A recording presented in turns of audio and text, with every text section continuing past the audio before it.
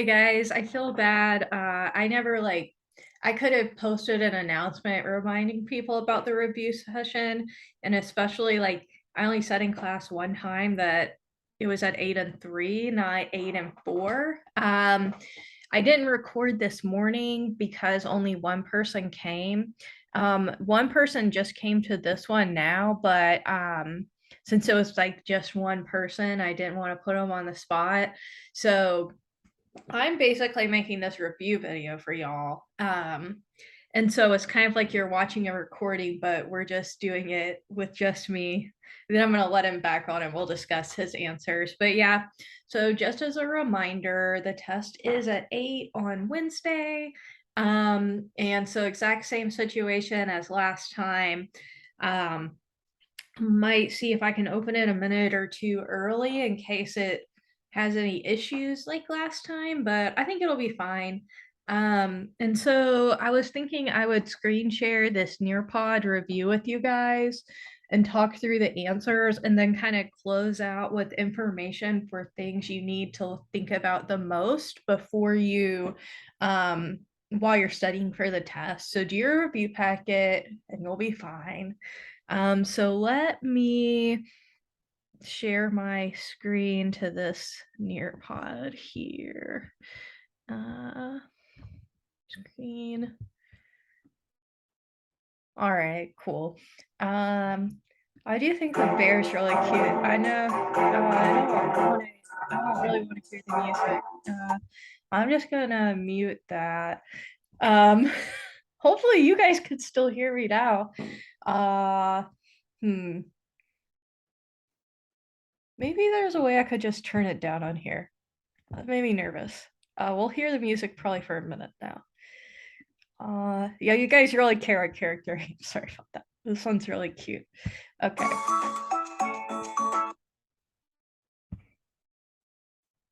Well, I guess we can have the music on. Oh, I see. Okay, cool. So first question, blank is the study of the evolution of cognitive and behavior.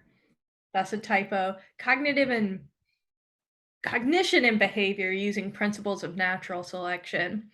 So this is going to be evolutionary psychology, kind of a low-hanging fruit here. You just make sure we know what that is.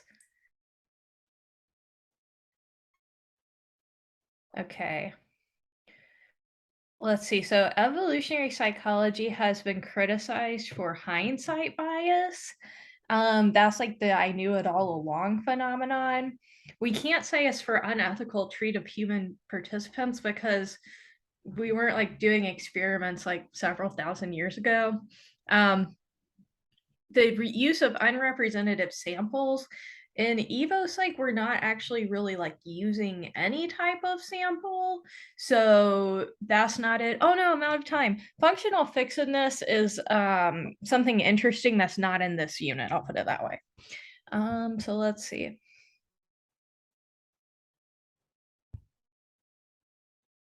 Okay. I'm trying to make sure I'm still recording. I got nervous. Hang on. I'm gonna maximize this.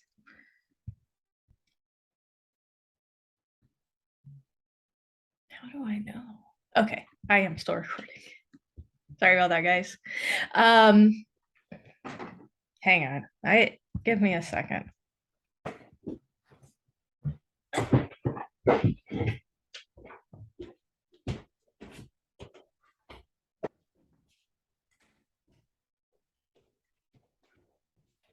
All right, I'm back. Oh, good lord, this is rough, you guys. Okay. How do I pause it?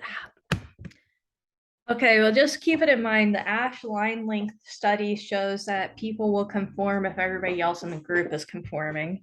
This person needs to work the late shift on Friday night. We're going to talk about door in the face. So, door in the face is when you ask for like way more than what you want, hoping that you'll get what you want. So, asking somebody to cover for an hour and then work the whole shift, that's foot in the door. You're asking for something little and then you're asking for more. Um, asking somebody to work the late shift on Friday, also Saturday and Sunday, that's door door in the face, because you're like, well, you work the whole weekend, and they're like, I don't really want to do that, and you're like, okay, how about just Friday? That's door in the face. Okay.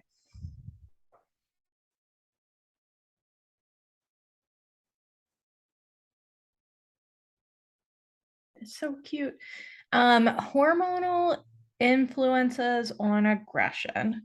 Um, so what we know is that hormones do influence aggression. Administering testosterone would not reduce aggression. It would probably increase aggression. Um, Testosterone levels influence animal aggression, but not human aggression. That's actually not true. Saying gender differences are unrelated to hormonal differences, that's not true. The gender difference in aggression appears early in life and it wanes as testosterone levels decline. So if you got a man that's like 18 to 25, they're probably at the peak of their testosterone, and the testosterone is linked to aggression.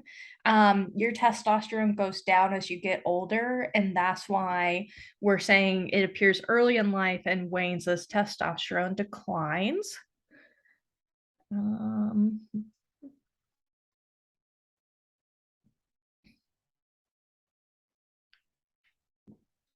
Okay, the blank route to persuasion is the most likely to create long lasting attitudes and behavior. When we talk about routes of persuasion, that is always going to be central or peripheral. That's kind of like the term that we use. The central creates long lasting change. That's when you're thinking something through. Peripheral is like you're not really paying attention, and then you get persuaded. That's not going to make as big of changes. Central, when you're thinking it through, that'll make bigger changes.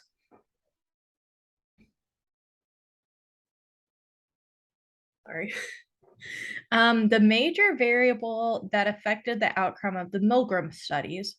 The Milgram study was the one with the shock machine where there was like the participant had to shock the actor because they weren't learning vocabulary words. So they were being really evil. What affected this? Not compensation, not witnessing defiance. They didn't witness defiance, not the location. It's just like a normal location, but it was the legitimacy of the authority figure. So the research assistant or researcher who kept being like, when they were like, this seems weird, I want to quit, this seems like cruel, then they would just be like, you have to do it, you can't quit it. So that's why the authority figure influence the Milgram experiment.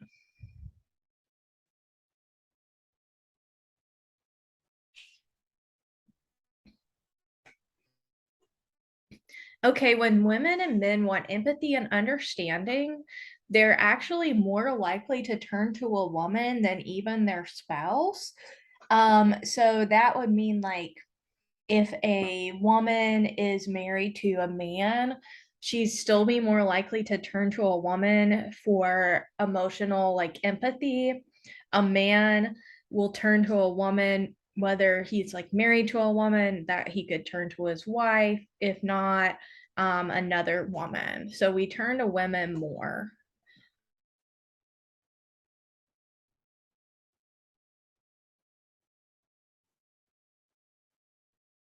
Okay. So when we talk about the routes to persuasion, again, that's the central where you're really thinking it through, or the peripheral when you're being persuaded, but you're not like really paying attention, like a commercial you're not really paying attention to, or like you're not paying attention, but it's like, oh, this looks legit or whatever. What we call that is that's elaboration likelihood model. So just keep that in mind that that's what those two routes are called.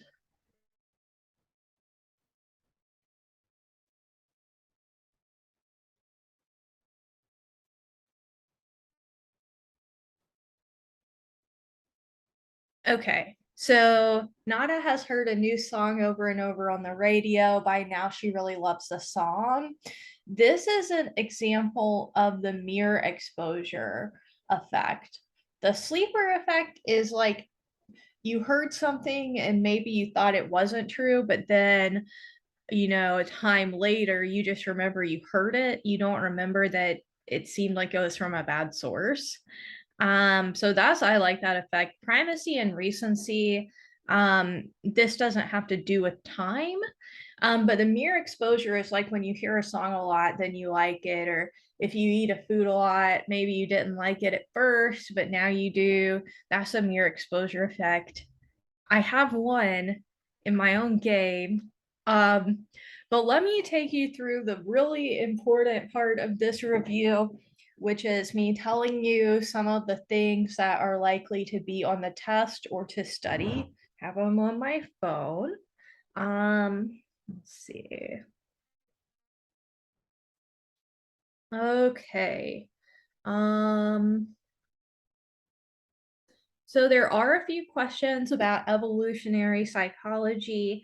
Um, there might be a question that asks you like one of those acronyms about evolutionary psychology. I think those are on the PowerPoint. They're definitely on the audio.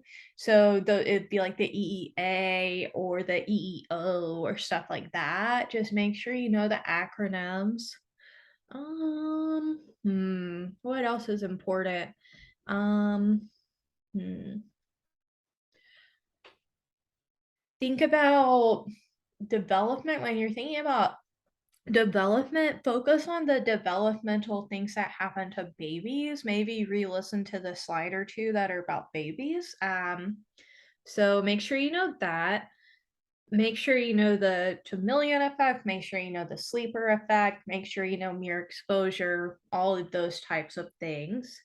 Um, and make sure you know like the different types of influence, like normative influence, informational influence, stuff like that. Um, let's see. Make sure you generally paid good attention to the gender related things where I showed like the unicorn. I got like incredibly excitable. Make sure you have that. Let's see what else. Uh you make sure you know the Milgram experiment with the shock machine. You know the Ash experiment with the lines. You know the Sharif experiment where they were like the light, like the laser light looked like it was moving, but it really wasn't. And people agreed on like how much it was moving. And I feel like there's one more that could be on the test, probably a Stanford prison experiment. So remembering experiments, no. Stanford prison experiments, Milgram and the shock machine, Ash and the lines, and Sharif and the kind of like moving light. There's not, you don't need to like memorize the whole experiment or anything. I'm not going to ask anything super in depth, but make sure you are familiar with those four experiments. Let's see. Mhm. Let's see, make sure you know what group size is the best for conformity, and that is straight from the lecture.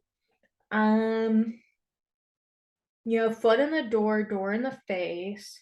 I'm just kind of going over the review packet right now, things that I thought were the most important on it. Um, I mean, to me, those are the most important things. Know the difference between conformity and obedience. Um, but yeah, if you study these things and you study your review packet, you'll be fine. It was mainly just about I wanted to hit the highlights of the review packet so even though you're hopefully doing the whole packet, which ones to focus on the most. So that's all I have. And just ask me any questions you have. Test is at 8 o'clock on Wednesday, just like last time.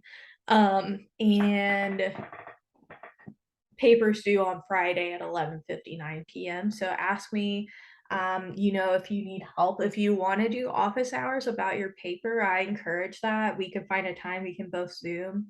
So yeah, again, sorry I didn't post a reminder about this, but you know, let me know if you need anything. Thank you.